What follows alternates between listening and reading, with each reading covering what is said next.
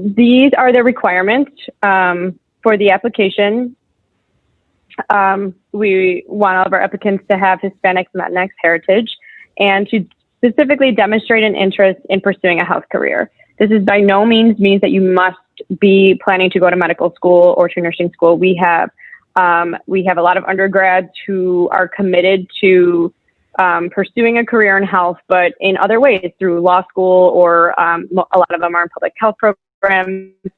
There is a lot of different ways to demonstrate a commitment to a public health career. And then also demonstrate interest in serving the Hispanic and Latinx community.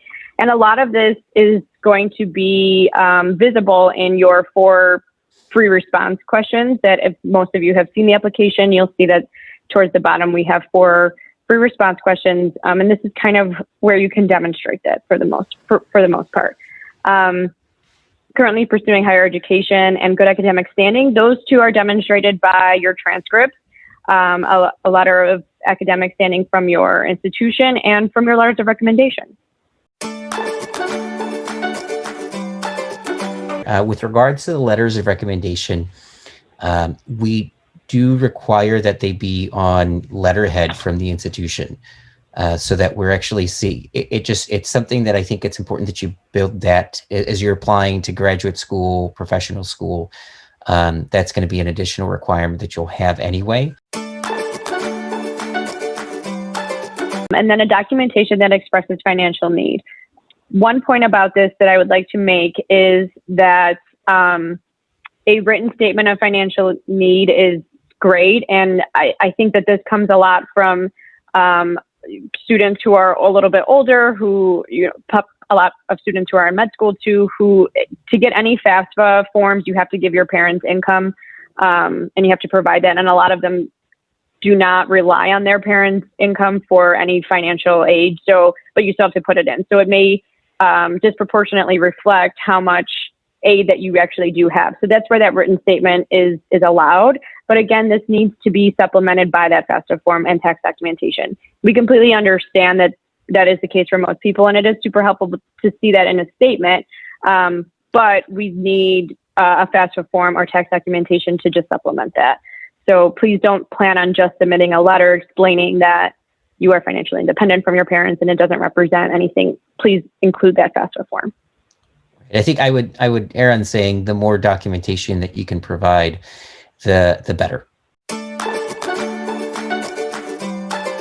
Your selection as a scholar is based on your letters of recommendation, your CV, your grades, and most importantly, your 4 short essay prompts that vary in length. They're not very long, but so that being said, it is important to be concise and to really answer those questions.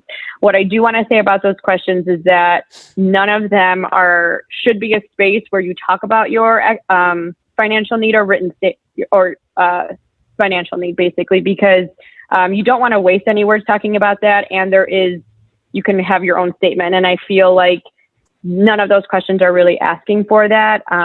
So we've just had some people in the past use them and unfortunately use those words, use that space to describe that. So that's why we've made this option to submit a written statement. The application deadline is December 21st, which is only a couple weeks away. So make sure that if you haven't already, today, tonight, reach out to your letter writers. It might already even be problematic to get them as needed, but do that. Get on that now. Get your letter writers. If you have good relationships, I'm sure you can get them. But I just want to make that very clear to please contact your letter writers. Contact your institutions to get that letter of good academic standing.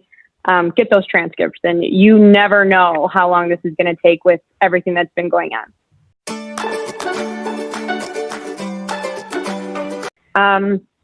This is very important. The essay prompts allow us to get to know you better. And so one of the questions does ask about your research interests. And that is what we use to pair our scholars to the mentors. So be honest, be genuine, what is your research interest? Be scholarly too. And, you don't have to propose a full-blown project. That's something that you'll work on with your mentor, but but definitely have backbone in there. It's one of 4 questions that we use to rate you as a scholar, but it's also the question that we use to pair you. So not to put a lot of pressure on that, but do be genuine in that, and don't say something just because you think it sounds nice. It's what you'll be working on almost.